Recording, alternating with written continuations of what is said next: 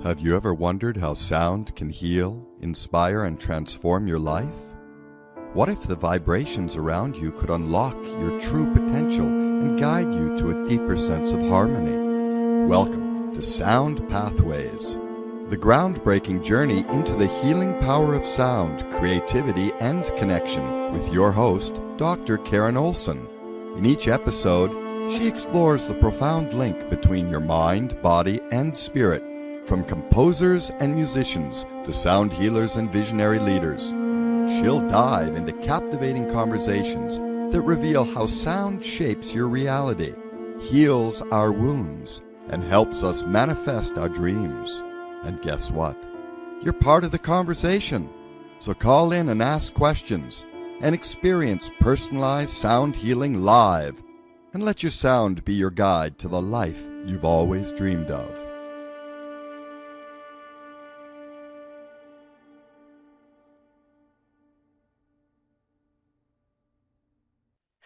Welcome to Sound Pathways, where frequency, creativity, and heartfelt conversation become a bridge back to wholeness and a gentler way forward for our shared human family. And today we are so fortunate, and we're going to talk about the way of unity, a new story of wholeness for our lives and our time. Unity is not an idea, it's a practice, and our guest is Robert Atkinson, PhD. Tonight's conversation is a meaningful pivot because so many of us feel the strain of division in culture, in community, even in family life. And what the world needs right now is a unitive vision that offers hope, optimism, and real encouragement, not as wishful thinking, but as a lived path. I am so honored to welcome Bob Atkinson, an award-winning author, educator, and developmental psychologist whose work bridges storytelling, transformation, and the evolution of consciousness. Robert has written 11 books exploring life stories, personal myth making, and the collective story of our time. He's the director of Story Commons, founder of the One Planet Peace Forum, and a member of the Evolutionary Leaders Circle. In his newest book, The Way of Unity, Essential Principles and Preconditions for Peace, it's an invitation and a study guide for putting unity into action in everyday life. Bob, thank you so much for being here, for teaching us all what it means to show up. And before we dive in, I want to name the heart of what and why this matters. So many people are tired of conflict, tired of fear, of feeling that we're losing our shared humanity. So please share your inspiration behind this message of unity. Thank you, Karen. It's great to be with you and to have this opportunity to talk a bit about this unitive vision. That's really what it is. And this book is really the culmination of about a dozen books that have kind of each one led step by step to this one. So I see it as the culminating effort in actually a 50-year-long career of writing books, and it's as we were talking about earlier, this is a book that is right for our time. There's no better time than right now to be thinking about unity, and that's what the book does. It really offers a strategy to bring a divided humanity together, and it's a way to realize collective harmony that will and is designed to lead to planetary flourishing. So the book covers quite a bit, from a cosmological perspective on unity to a principle-centered approach to unity, and also on a very practical level, it offers a wide range of communities around the world that are actually putting into practice what I refer to as unitive principles to bring about unity in their own neighborhoods and communities. So we can there's a lot to talk about with all of that, I guess. Wow. That's really inspiring. I like to talk about really working on ourselves and finding that harmony within ourselves and the balance so that then we can share it with others and and it's nice to think of sharing it in communities and how it ripples out and sends it out to the world and the difference can begin with us. So when you say unity, what do you mean? Do you and what do you not mean? Can you distinguish unity from uniformity or unity from agreeing with everyone? Yeah, that's a really important part to make clear at the beginning. Unity is not uniformity. The unity that I'm talking about and the book really develops in a long step-by-step way is is the unity in diversity perspective. And so I use the universe as one example. We have so if we look at the entire creation of the world, we know that there are so many different elements to it, from planets and everything on that large scale to the micro scale as well. But the thing about the way the creation was created is that it was designed as a collection of diverse elements to be in harmony with each other. So we're part of a creation that was designed to be in harmony and in unity with all the other parts of it, even though there are so many different elements that make it up. And we can also think about the human body in the same way with what is it, however many thousands of cells that we have in our body that are all different and very diverse organs in our body. They're all very different, but they're all designed to work together to create a harmonious relationship with each other so that the human body stays healthy and functions as a unit in cooperation and collaboration with each of its components. Oh, that's a really interesting analogy, especially because when a part of our body gets out of balance, it affects every part of our body and life, and what we need to do to restore that is a great example. Also, I love nature and how it just is coded within its cells of what each plant, each part of nature is to do. But sometimes that gets a little out of balance too, but somehow it all gets like a forest fire. And then the permaculture, everything comes back. The charcoal makes the soil rich and the rebuilding and all of it. So you've written so many books about the stories that we live inside. And what was the moment you realized it's time for something more? It's time for a unitive path. Well, that's been a an understanding of mine that goes back quite a few decades, actually, in my life. One of my uh, um, well, a really important part of my story, how I arrived at that understanding, includes the time in my mid 20s when I happened to just find two mentors who provided that sense of wholeness and completion and cooperation among all of its parts. One of the my first mentor, living mentor, was Pete Seeger, who I met in actually 1968, and then a year later, we reconnected, and he invited me to be part of the maiden voyage of the Hudson River Sloop Clearwater up the Hudson. And one of the interesting, and this is actually also part of my memoir, which I wrote about that time. Um, and one of the things that I got from him right in the very beginning was he was when the Clearwater arrived in South Street Seaport in July of 1969, it drew crowds of people who were interested in cleaning up the Hudson River. They knew it was time then to clean up the Hudson River. But Pete gave everybody who gathered around the sloop and the dock at the time, he gave them more than that. He talked about how all things are tied together. And when you recognize that all things are tied together, you can't just clean up a river by itself. You end up cleaning up all of society. So that's what I got from Pete very early on.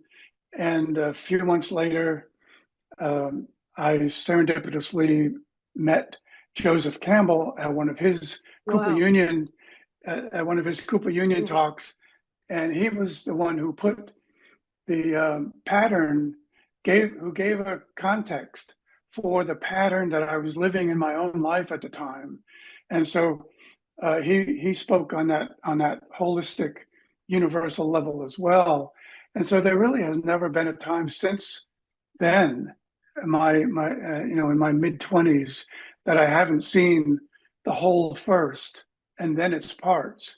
And when we shift our perspective from the parts to the whole, it gives us obviously a whole different way of seeing things, and a very different way of living our lives moment to moment. So that's been um, part of me for that whole time. And even though it took me a few more books, and then finally this book that came out in August of this past year, The Way of Unity, to really put that all together in a complete package, talking about first cosmological unity, how the nature of the universe is peace and harmony and unity. It's only after certain species came along to try to impose their individual will on things that balance got out of balance. But you referred to the seasons too, the seasons of nature. That's another perfect metaphor, I think, because and I use that in my in my metaphor as well, because after that maiden voyage on the Clearwater this summer, I lived in a cabin in the woods on the river, and I had the opportunity there to explore the woods around the cabin and learn.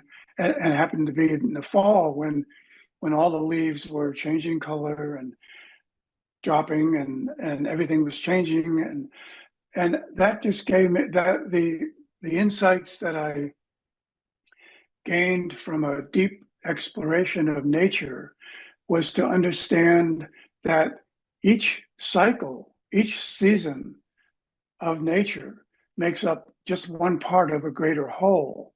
And so when the leaves are falling in the fall, and when the trees are barren, and the branches are look like twigs, that's just a temporary phase that we know is going to lead us to spring and to summer.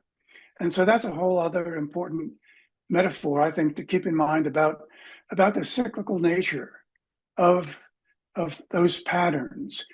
One of the problems we have today is that we tend to get stuck in the winter part of things, which we are in now. We're coming. I think my perspective is that we're coming out of a winter period, and what's next, what we're coming into then would be a springtime. And I even think of that of what we're coming into as a spiritual springtime, a real deep renewal of all of the eternal truths and the universal principle, the timeless principles that the world has been built on for so many centuries and millennia. Those all come back into focus in that spiritual springtime that we're entering into now. Oh, wow. You have such a beautiful, learned, and knowing language that you speak in so fluently.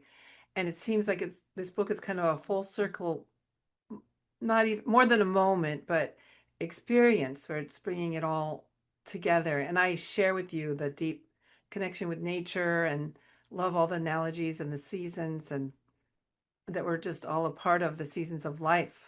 It's just really inspiring. So you also point to the innate sense of harmony and unity within and the wholeness.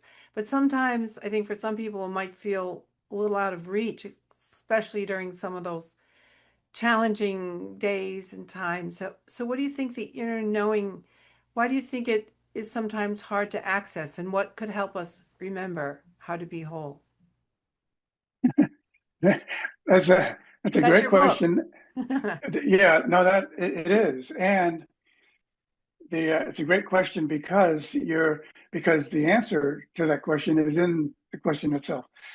All we really need to do is remember that we're created whole. Hmm. We may have lost that awareness. Actually, there's an interesting legend that is found in many different cultures and traditions. In one legend, in a few different legends, it's referred to as the legend of the angel and the unborn soul. And Mm. what happens in that legend is that an angel comes to visit the unborn soul in the womb and takes it on a journey to what its life will be like when it leaves the womb.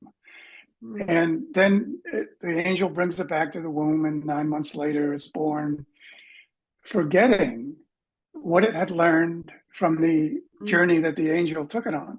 And so we're born into this world forgetting with the task or the challenge of remembering what Yeah. we once knew as an unborn soul. And so that's where what and why the question and the answer are together in your question, because it's a matter of remembering who we really are as souls who were created in wholeness. And because of the physical world around us and the division and the so-called seemingly separation all around us, we're sent on a physical and spiritual journey to remember that we really are created whole. And when we go, and this is the part of the book and a big part of, I mean, the main part of another book that I wrote called A New Story of Wholeness, which is based on the universal mythological pattern of the journey of the hero. But rather than think of that pattern as ending in the person becoming a hero or heroine, all we need to do is shift it a little bit to understand that that universal pattern is really about a journey that takes us on a path of remembering who we really are. So we go on that journey, and we come back to a remembrance of the wholeness, the whole being that we are. And in psychology, that process is called individuation by Carl Jung, Mm. which is a process of the birth of the ego, death of the ego, and the birth of the whole self. Mm. And I called it pattern. I gave the pattern sort of a name of my own too.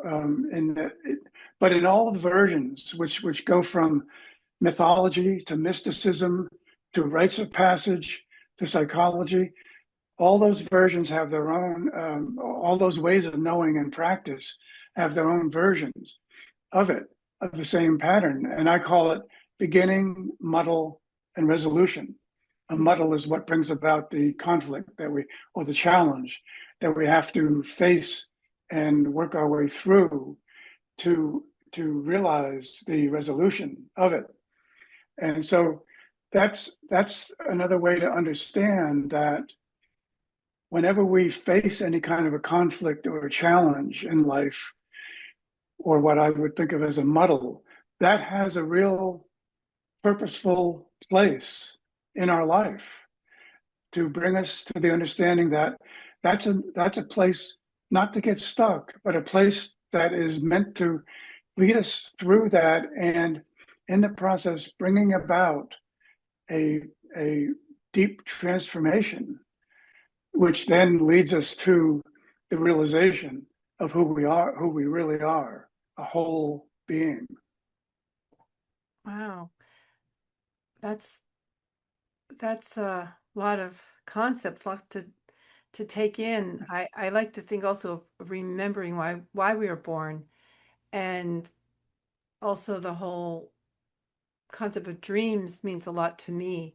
And for me, that's really seeking our path, our purpose, and all the meaning in it. So so many things. We're going to just take a little pause, and I'm excited to learn more ways to find unity in ourselves and our world.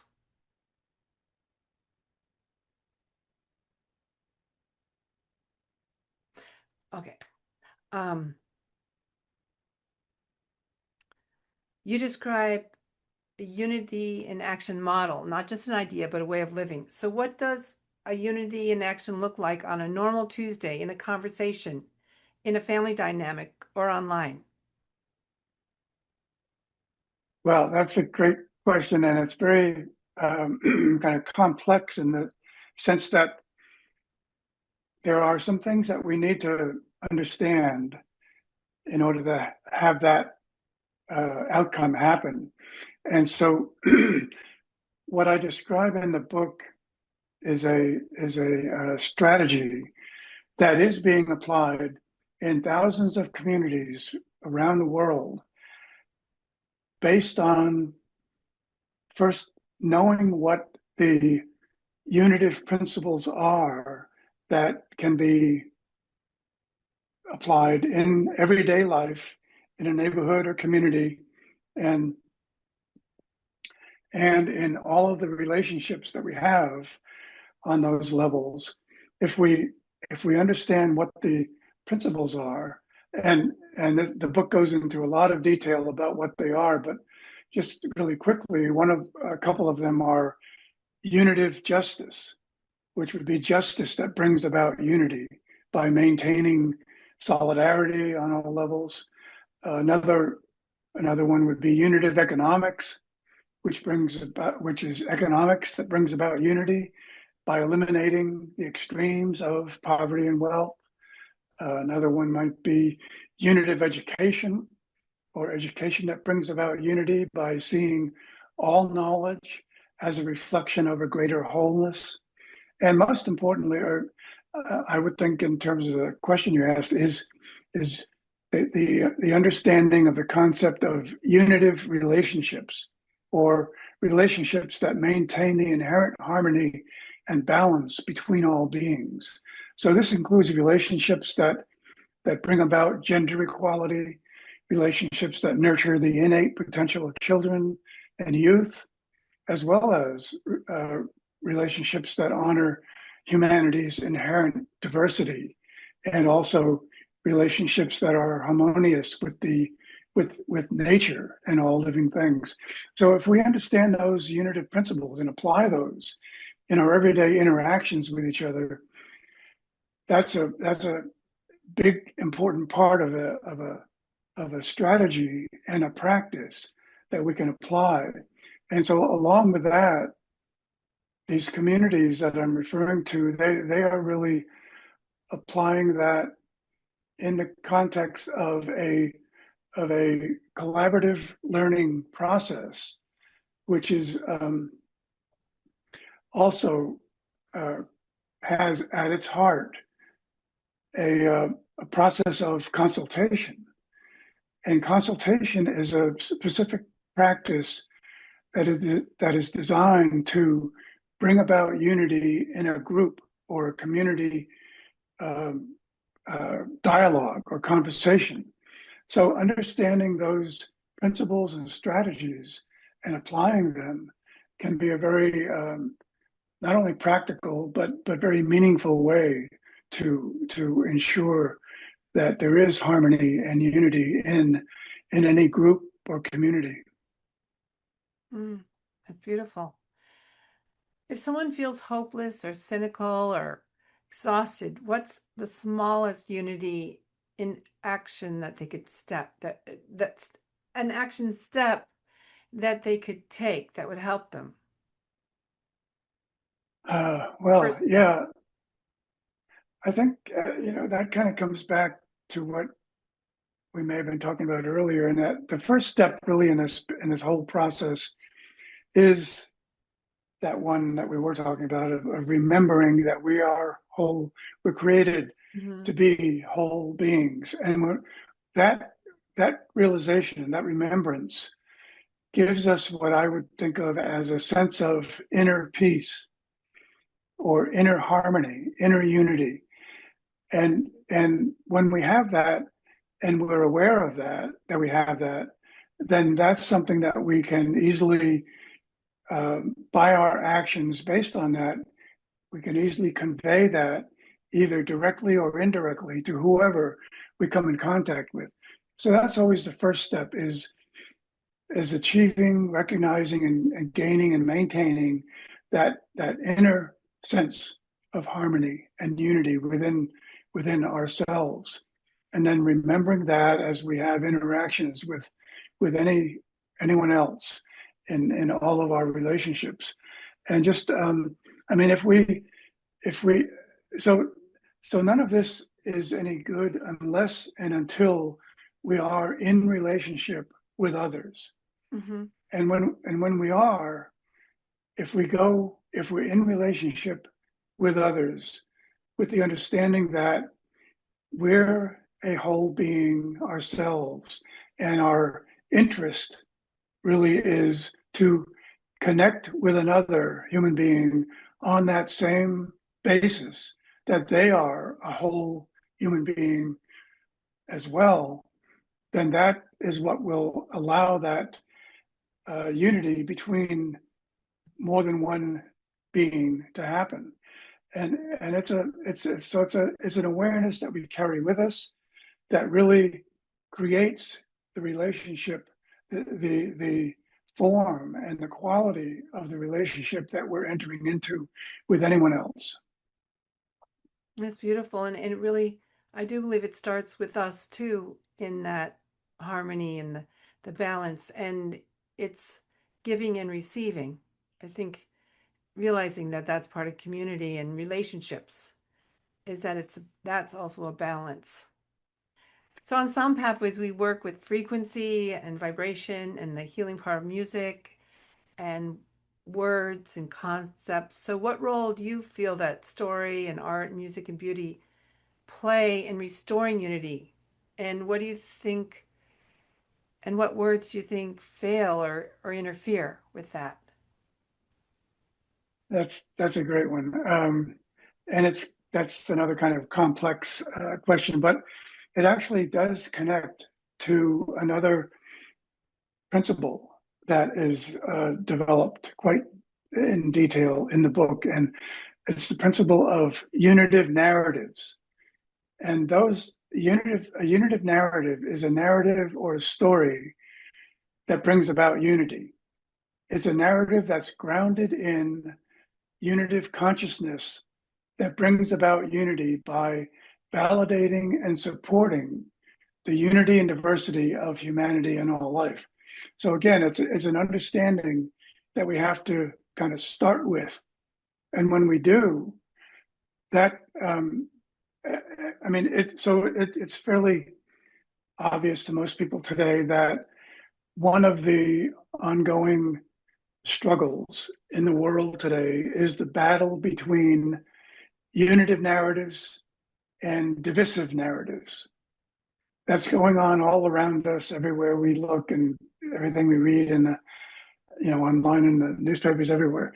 It's a constant battle, but it's not a new one. It's been that way forever. It's just that things shift throughout time and across cycles, and that's the other part to it.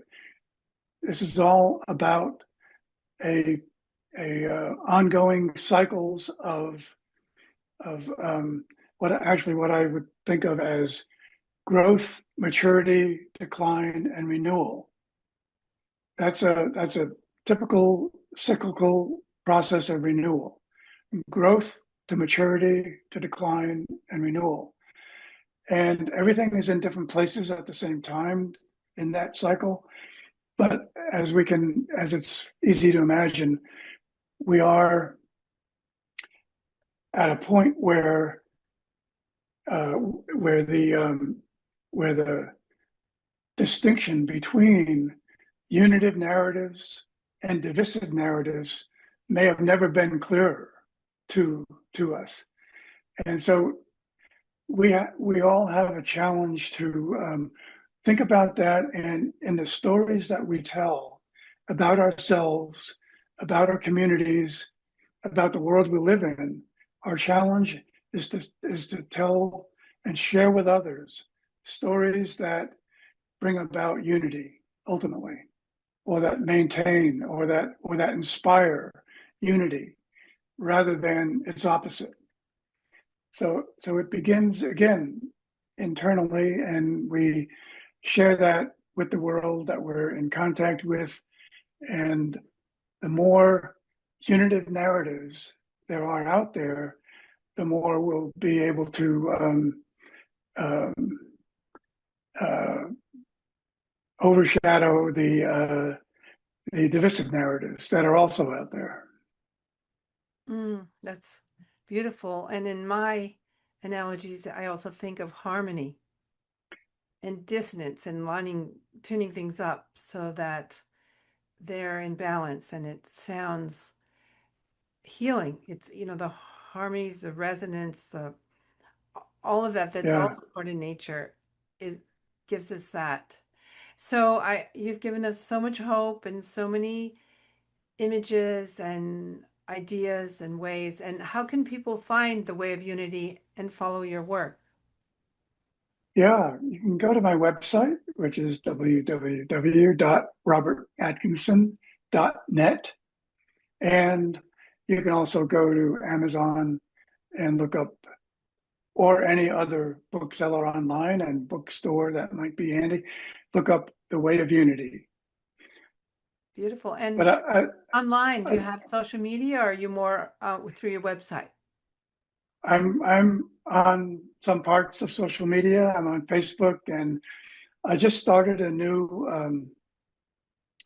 series on Substack, which is called Love, Luv, for living a unitive vision. So Mm, that you can find that series of my stories on Substack.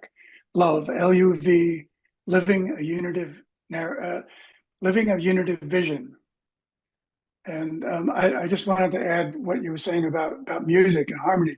That's where how I would see stories and music interacting with each other, because unitive narratives, the unitive stories, are designed to do the same thing for stories that you just described is meant to be the purpose of the highest level of vibration that we can imagine for any form of music.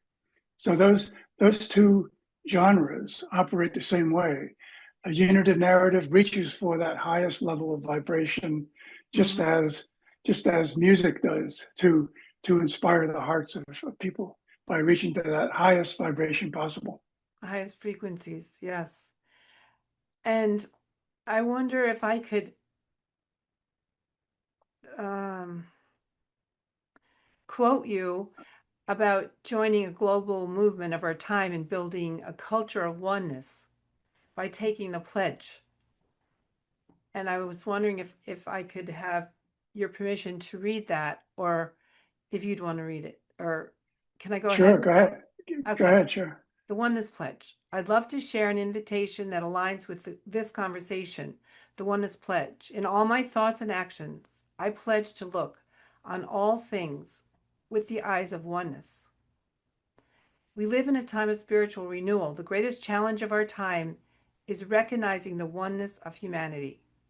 This requires the abandonment of prejudice of every kind: race, class, color, creed, nationality, gender, economic status. everything that enables a sense of superiority of any kind. So join this movement. And before we finish, what's one simple practice you'd invite listeners to try in the next 24 hours so they can really be in this place of join in on this unity and the oneness pledge? One simple practice. Well, I guess I might as well go back to to the first step of the process and make sure that we have that clear and down, which is remembering that we are created as whole beings. Beautiful. So tonight, thank you for inspiring us, and well, in all our days, to choose one unitive act and to continue choosing them. One moment of courage that says, I will not contribute to separation. Offer a listening ear, speak with compassion, repair one thread, support one community effort. Because the world doesn't change all at once. It changes through us, one choice at a time. Create the life you were born to live. One breath, one choice, one true step now. Blessings and love. And thank you so much, Bob, with all my heart. Thank you, Karen. Thank you. Thank you. Blessings.